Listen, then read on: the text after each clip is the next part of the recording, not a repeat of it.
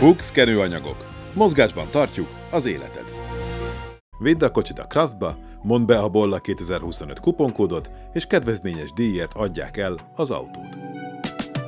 Sziasztok! Ma egy igazi legendáról lesz szó, úgyhogy mi is egy kicsit másképp futunk ennek neki. Legendásan.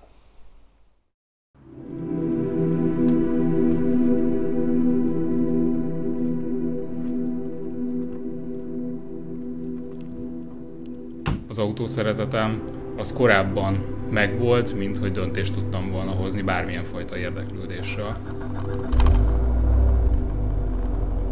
Az első Szabom sztoria röviden az volt, hogy elmentem Székesfehérvárra, és megvettem. Természetesen semmit nem tudtam belőle alkudni, mert amint megláttam az utcában parkolva, én csak vigyorogni tudtam.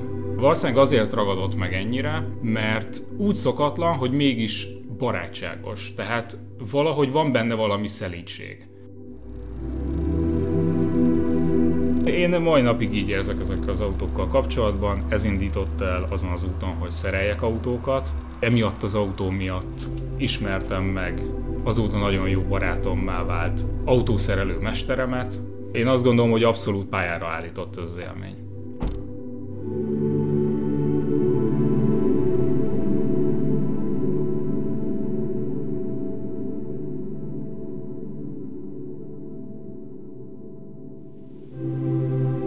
Nekem a 911-hez való vonzódásom kéz a kézben járt az önismerettel.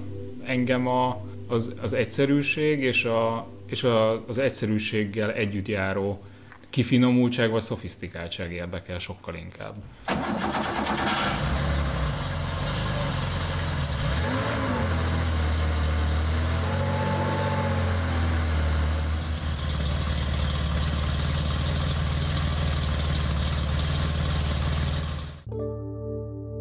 Nem csak az volt a fontos számomra, hogy léghűtéses legyen. Nekem mindenképpen egy G kellett. És egy évvel ezelőtt tűnt úgy, hogy ez áldozatok árán, de össze tud jönni. Mi másnak van értelme, mint az, hogy az ember beleugorjon valami olyan dologba, amiben nagyon sok értéket lát.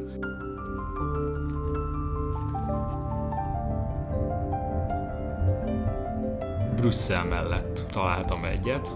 Filip azt mondta, hogy ezt ő azért vette ezt az autót, hogy ebben esküdjön meg feleségével. Én pedig azt gondoltam, hogy hát ez egy nagyon szórakoztató, nagyon pozitív marketing szöveg, valószínűleg nem igaz, de oké. Nagyjából 2 hónap után találtam meg a kesztyűtartóban a házassági anyakönyvi kivonatukat, az Arának a készfátylát, illetve a tollat, amivel aláírták. A régi autóknál én nem termékeket látok feltétlenül, hanem elképzeléseket. Olyan elképzeléseket, amit valaki le akar gyártani. Meg akarta csinálni a számára legjobb sportautót, és hogyha beül az ember egy régi 911-esbe, azonnal jelzi az autó, hogy neked kell feltanulni arra, hogy kell az akkor Stuttgartban lévő embereknek az elképzelése szerint vezetni egy 911-est, mert ennek így kell lennie. A történet fele egy autóval az, hogy megismered, és dolgozol rajta, mert miután elkezded a belső, amúgy kifejezetten jól átgondolt rendszerét megérteni, akkor hirtelen azt is sokkal jobban érted, hogy hogyan kell vezetned, és miért kell úgy vezetned. Ez egy elképesztően intenzív és elképesztően letisztult élmény. Semmilyen fajta ilyen tartalmi zaj nincsen benne. 1964-ben mutatták be a 911-et, ami műszakilag egy elég jelentős lépés volt a Porsche részéről. Bucci, az alapító Ferdinand Porsche-nak az unokája, ő volt ennek a projektnek az atya, de természetesen nem őt tekintjük a tervezőnek, mert például a motort Hans Metzger tervezte, aki szintén óriási nagy név Porsche-s körökben, és természetesen a formaterven is sokan dolgoztak meg, ugye az egész autón, de a projekt gazda az alapító unokája a Buci Porsche volt. 66-ban mutatták be az S verziót, 160 lóerős volt, még ennél is rövidebb volt a tengelytávja, de olyan sok panasz érkezett ezzel kapcsolatban a tulajdonosoktól, hogy 69-ben beletoldottak egy kicsit a tengelytávba, konkrétan a hátsó kereket egy kicsit közelebb tették a motorhoz, és a következő időpont, amit itt elő kell vegyünk ezzel az autóval kapcsolatban, az 1973. Rögtön két dolog miatt is. Egyrészt 73-ban érkezett meg az a bizonyos 911 Carrera RS, ami gyakorlatilag egy utcai versenyautó, effektíve homologizációs szériának is tekinthetjük, amiben a korábban ekkora méretet még nem elért Metzger motort 2,7 literre fúrták föl, vagy a löketét nyújtották meg? Ezt nem is tudom pontosan. Lényeg az, hogy innentől kezdve érte el a 2,7 litert, és egy Kugel-Fischer mechanikus befecskendezéssel 210 lóerőig húzták föl azt a motort. Nyilván nem a befecskendezés volt itt a kulcs nagy teljesítményben, az csak az egyik szempont. Kompresszió, szeletnyitások, fordulatszámtartomány, ez mind szerepet játszik abban, hogy ez egy 210 lóerős változat volt. De szintén 1973-ban magát az alap utcai 911-et is módosították. Akkor kerültek rá az amerikai típusú lökhárítók, amik ugye azért kellettek, mert Amerikában akkoriban vált kötelezővé az az elvárás, hogy 5 mérföldes koccanásig a lökhárító deformáció nélkül viselje el a balesetet. Ezért aztán az amerikai piacos autóban itt a lökhárítón belül teleszkópokat is találunk, Európában egyébként ezt nem szerelték be állítólag. Ez eredetileg Amerikában került forgalomba ez az autó, úgyhogy könnyen lehet, hogyha kibontanánk a lökhárítókat, ott találnánk 2 lökés elnyerő teleszkópot is, de kinézetre ugyanígy nézett ki az európainak is az orra, és még pár helyen módosították az alap utcai 911-et, többek között a motorja is 2,7 literes lett, mint a Carrera RS-é, csak a teljesítmény egészen más. Egy ilyen S, mint ez, K-Jetronic befecskendezéssel 175 lóerőt tudott, 73-tól 78-ig végig ez volt az S-nek a teljesítménye, a sima 911-esé változott közben, és tulajdonképpen ezekkel az átalakításokkal alakult ki a G modell. Na most több helyütt is azt olvastam, hogy a G valójában csak egy évjáratot, a 74-es évjáratot jelenti, és aztán 75-től követte a H, a J, a K, stb.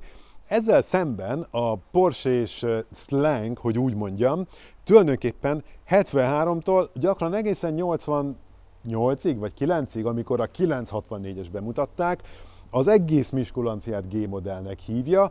Lényeg az, hogy ez itt egy G modell, egy 911-es, a konkrét autó 1976-77, tehát 76-ban gyártották 77-es modellévű, egy tökéletes példája annak, hogy milyen volt az ős eredeti 911, amikor elérte a fejlődésének ezt a késői pontját.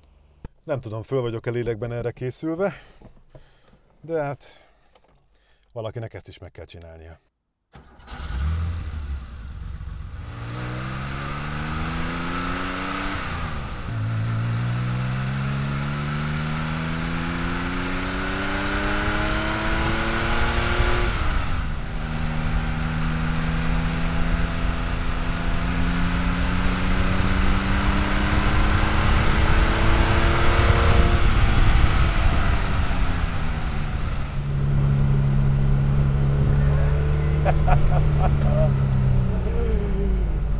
Ez a jellegzetes hang, te jó ég! Nagyon érdekes, hogy ez a motoron a hátulról hogy szól, te jó ég! A kanyarkijáratnál nagyon hamar rászabad lépni a hangosító pedálra, amitől aztán tényleg föl is hangosodik rendesen, és tényleg más élmény a padlóból kifutó pedálokat taposni, mint a ma megszokott felülről függesztetteket, de ehhez hozzátartozik, hogy így aztán elemelem a lábamat, és úgy lépek rá a fékpedálra, mint aki tényleg fékezni akar, nem csak simogatom bokából, hanem megnyomom, ahogy azt a német mérnök elképzelte. És a 4 tárcsás rendszer lassít is, mint a kisangyal. A 356-os műszakilag még eléggé közel van a Volkswagen Bogárhoz. Hogyha megnézzük a 356-os fékrendszerét, futóművét vagy motor felépítését, akkor felsejlik mögötte a Bogár. Na nem azért, mert abból indultak ki, hanem mert ugyanaz a mérnök tervezte, nagyjából. A 911-nél azonban erről már nincsen szó. Amikor Jeremy Clarkson azt mondta a 911-re, hogy ez csak egy túlgondolt Volkswagen Bogár, egyáltalán nem volt igaza. ennél az autónál már elég messzire elrugaszkodtak, és persze megmaradt a farmotor, megmaradt a léghűtés, megmaradtak a torziós rugók, de egészen más a futómű felépítése, és teljesen más a motor felépítése. Itt már nem OHV, hanem OHC a szelepvezérlés, és bár hengerenként még csak 2 szelep van, de azok keresztülbítéssel oldják meg a hengerek megfelelő szellőzését. Így lehetséges, hogy ugyanebből a 2,7 literes lökettérfogatból már 1973-ban ki tudtak hozni 210 lóerőt, utcára engedett rendszámos autón. Tehát a maga korában ez egy meglehetősen modern és magas technológiájú motornak számított.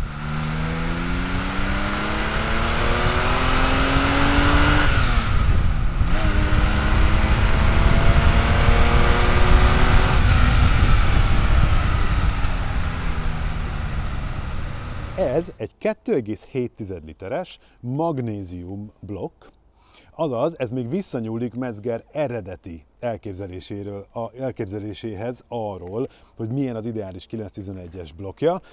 Azért a magnézium, mert nagyon könnyű, és ezáltal a versenyfelkészítés még könnyebb volt, mint hogyha más anyagból indultak volna ki.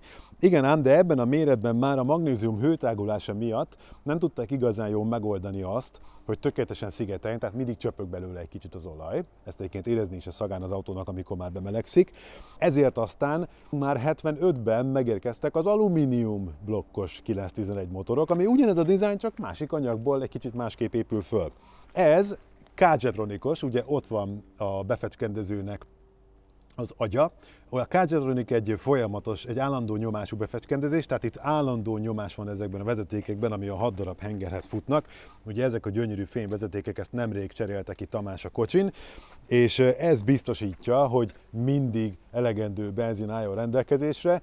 Ami még izgalmas, hogy ez egy száraz karteres motor, megint csak a versenyzés miatt döntöttek úgy a Porsche-nál, hogy a száraz karter lesz a helyes megoldás, mert versenyzésre jobb így, és akkor már minek tervezzék át a versenyautót, legyen csak az utcai is az. Tomi azt meséli, hogy őrületesen egyszerű szerelni ezt az autót a látszat ellenére. A Subaru-ba szerelt 6-os Boxernél az a legfőbb problémám, hogy viszonylag kicsi motortéri beavatkozásokhoz is ki kéne venni a motort abból az autóból. Itt erről szó sincs.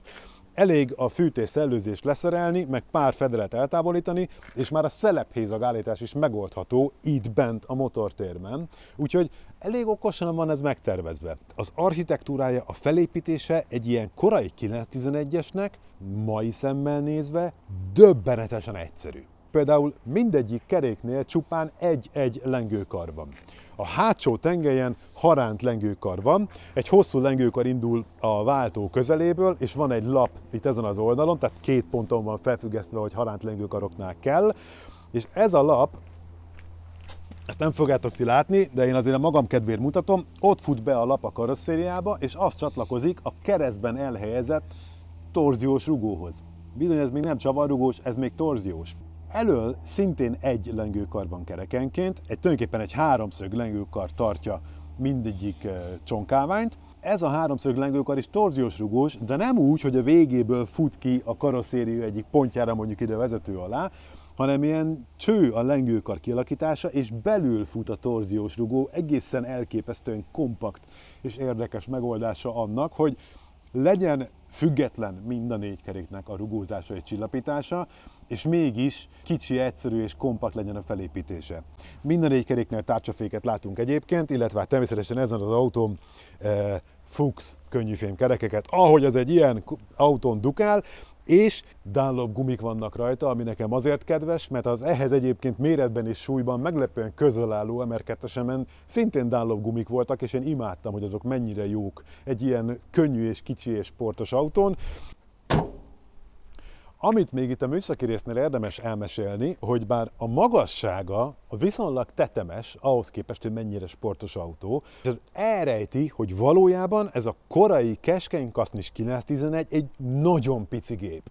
Tehát, hogy rövid, keskeny, alig több egy tonnánál, gyakorlatilag egy olyan autót, egy olyan méretű, olyan tömegű autót képzeljétek el, mint egy mai MX-5-ös.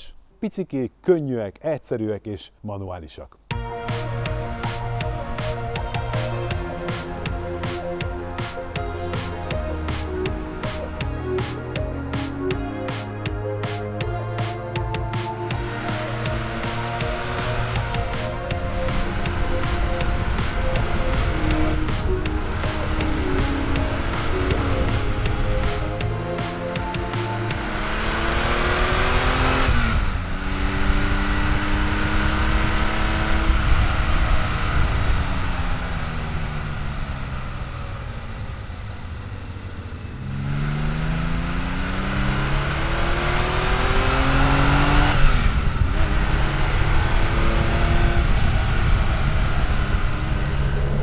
nagyon észnél kell lenni. De annyira kívánja, annyira viszi, annyira megy. Hiszen ezért 1 tonnára 175 lóerő az elég durva. Úgyhogy abszolút egy tiszteltet parancsoló lendületen indítja meg ezt az autót a mai napig, ez a teljesítmény. És akkor ez még egy sima hétköznapi kocsi. Ez még nem egy széles kasznis Carrera RS. Ez még nem egy turbo. Egy teljesen sima 911S-ről beszélgetünk, amit akár sok ezres darabszámban tudtak értékesíteni szerencsésebb helyeken, és itt most a szerencsésebb helyet nem úgy értem, hogy nem Magyarországon, hanem inkább úgy, hogy nem Európában. Európában azért a legtöbb ország ekkor még nem volt elég gazdag ahhoz, hogy nagy Porsche kolóniája legyen, de ezek az Egyesült Államokban viszonylag könnyen tudták értékesíteni ezt a gépet. Az egyetlen olyan pont, ahol kicsit kilóg a lóláb, az a váltó. Ugye amikor a 911 megjelent, 901-es dogleg kiosztású 5-ös váltót használták. Aztán jött ez, a 915 jerű váltó, még mindig magnéziumházas, még mindig 5-ös, de már sima kiosztása van, és aztán lecserélték valamikor a 80-as évek második felében egy Getrag váltóra. És a Getrag váltót sokan jobbnak tartják ennél a váltónál, és hát most, ahogy itt vezetem ezt az autót, tulajdonképpen érteni vélem, hogy miért. A fokozat kiosztásával semmi baj nincsen, tök jó az áttételpárok a motor teljesítményéhez, és nagyon-nagyon jól lehet hasítani a géppel, de maga a váltó figyelmet kíván a vezetőtől, tehát hogy például az 1-es nem szinkronizált, tehát azt csak álló helyzetben lehet bevenni, és még ott is óvatosságot igényel, hogy ne recsenjen. És a 2-es meg a 3-as is, tudnom kell, hogy hova váltok, nem viszi a kezemet, nem repül magától fokozatból fokozatba, ahogy már ebben az időben is sok más váltó ezt meg tudta tenni, hanem nekem tudatosan oda kell figyelnem, hogy mit csinálok. Ráadásul minden váltáskor azonnal lezuhan a fordulatszám. És erre is nekem kell odafigyelnem, hogy amikor engedem föl a kuplungot, akkor a gázzal simítsam oda. Igen ám, de visszaváltáskor, amint azt én meg szoktam tenni, hogy átrugok fékről a gázra, ezt egyáltalán nem könnyű, mert bár látszólag úgy néz ki, hogy jó helyen van a gázpedál a fékhez képest, valóságban mégsem sikerül nekem igazán jól átrugnom, ezt valószínűleg tanulni kéne. Egész egyszerűen a túl könnyű lentkerék miatt nem elég csak megrúgni a gázpedált, és aztán váltani, hanem egyszerre kell mozduljon a kuplung nyomólábam, a féket és gáz nyomólábam, meg a kezem a váltókaron. És hogyha ez a 3 végtag, meg ugye a 4-kel kormányozok, egyszerre szinkronban mozog, csak akkor tudok szépen gázról átrugva, fordulatszámot igazítva visszaváltani. Egyáltalán nem könnyű. Minden másban viszont 100%-ig velem van és támogat a kocsi. A kormány kommunikál, mint az őrület. A gázpedálra nagyon gyorsan és nagyon azonnal reagál, és nagyon pontosan szabályozható, hogy mikor, mennyi teljesítményt és nyomatékot szeretnék a hátsó kerékre szabadítani. Tehát, hogy igen, a váltáskor odafigyelést igényel, a gázpedál viszont egy nagyon finom műszer ezáltal, amivel egy nagyon engedelmes motorhoz tudok kommunikálni. Tényleg egy csoda az egész. És a futómű megint csak, bár papíron őrületesen egyszerű, ilyen országúton bejárható sebességeknél én még nem érzem úgy, hogy elérkeznénk a határaihoz. Ahhoz versenypályára kéne menni, vagy sútba kéne dobni a Kressz összes létező szabályát, és úgy kéne közlekedni ezzel az autóval, hogy úgy igazán elérkezünk arra a pontra, ahol már a tapadással kapcsolatban kérdések merülnek föl.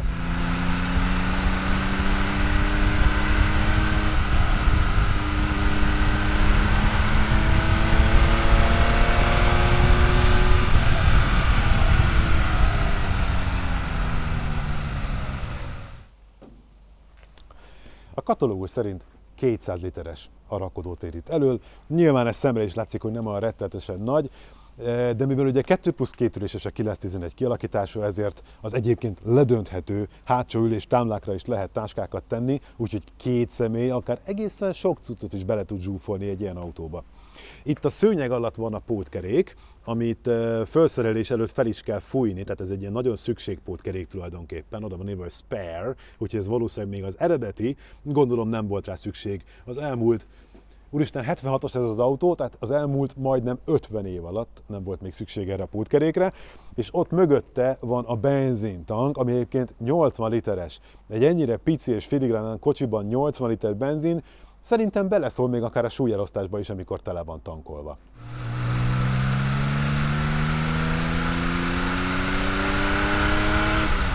Ugye az egész autó arról szól, hogy menjünk minél gyorsabban.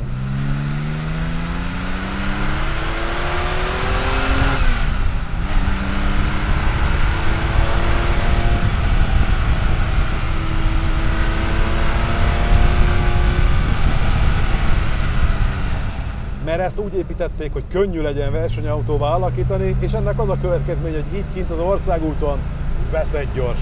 Mai mércével sem lassú, de ha visszalépek 1976-ba, hát ez egy űrhajó.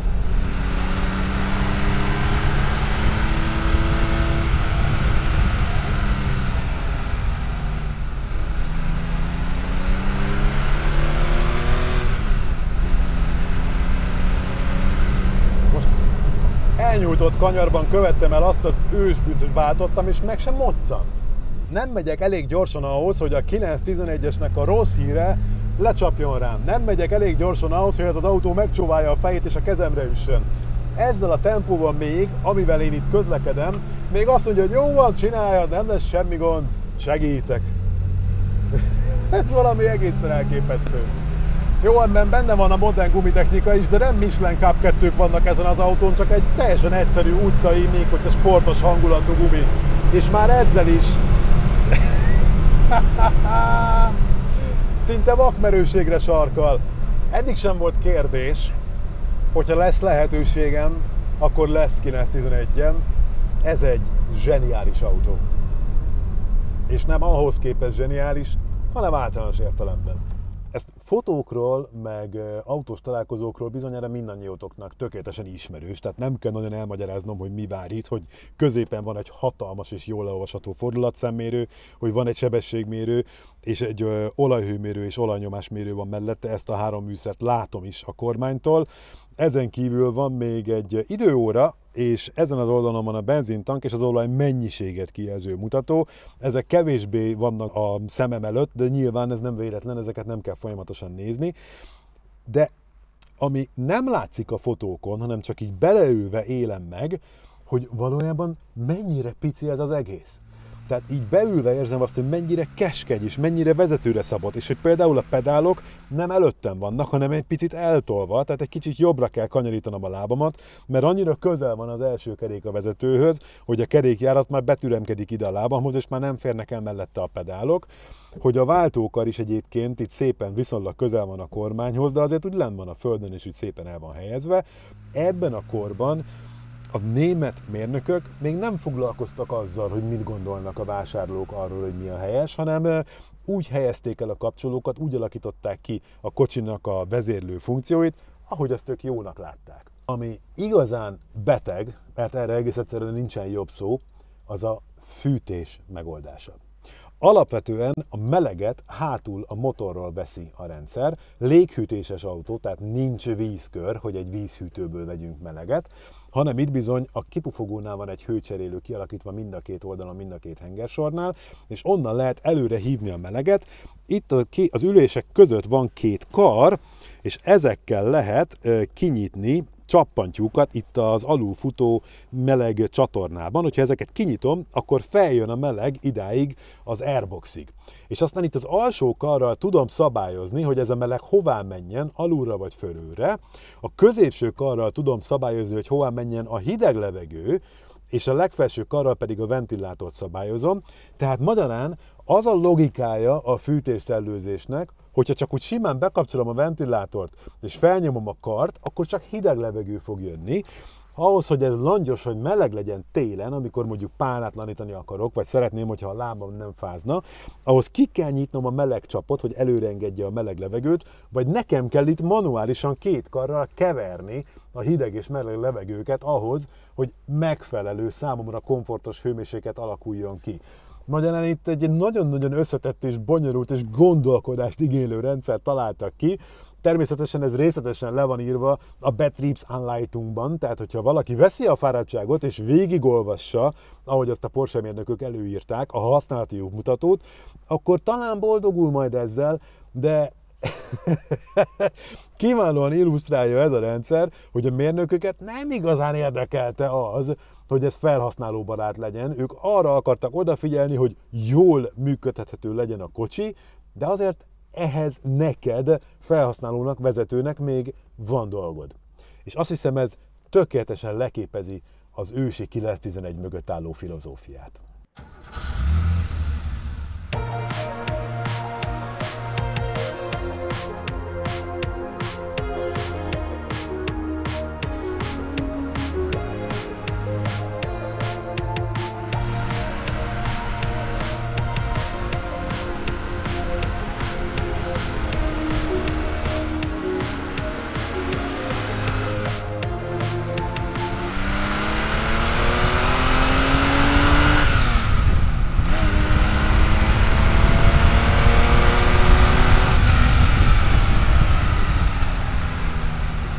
Tamás azt mondta, hogy az az alapélménye ezzel a kocsival kapcsolatban, hogy mennyire elképesztően jó minőségű. Úgy alakították ki ezt a kocsit, hogy valóban hétköznap lehessen használni. És nem véletlen, hogy az Amerikai Egyesült Államokban ez egy őrülten népszerű kocsi volt. Ott ezt a használhatóságot nagyon nagyra tartják, és nagyon komoly elvárás a sportkocsikkal szemben is, hogy sok kilométert viseljenek el, különösebben nagy költséges felújítás nélkül, és lehessen velük normálisan közlekedni akár nagy távolságokra is, és a 911-es ezt mindig is tudta. Igényel némi tanulást, igényel némi megszokást, idomulnom kell hozzá, de cserébe elképesztően sokat ad. Ha elfogadom a játékszabályokat, akkor egy galaxisnyi világot nyit meg előttem. Szóval ez egy olyan autó, ami felnő a legendájához. És bár amikor az Alpine A310-ben ültem, azt mondtam, hogy összemérhető egy korabeli Porsche-val, hiszen azt tűzték ki ellenfélnek az Alpine mérnökei. Most így a 911-ben ülve már azt érzem, hogy igen, nagyon izgalmas, nagyon érdekes autó az az Alpine, de nem véletlen, hogy a Porsche lett az igazi legenda. Nem véletlen, hogy ez az, amit fölragasztanak az emberek a szobájuk falára a plakáton, és nem véletlen, hogy ez az, aminek ekkora háttéripara van, és ekkora közönsége. Szóval őrülten hálás vagyok a sorsnak, hogy ezt most megismerhettem, és most már tudom, hol lakik a Luftgekühlt istene, és remélem ti sem bántátok meg, hogy ma velünk tartottatok és megnéztétek ezt a filmet. Ha így van, nyomjatok egy lájkot, hype-oljátok a videót, küldjétek el a barátaitoknak, osszátok meg a kedvenc autós csoportjaitokban, illetve ne feledkezzetek el feliratkozni és csengőt nyomni, hogy ne maradjatok le a következő filmről sem. Ha ennél is többet tennétek a csatorna támogatására, arra ott a csatornatagság intézménye, várunk a belső körben, és természetesen várunk a következő csütörtöki videón is. Találkozunk akkor, sziasztok!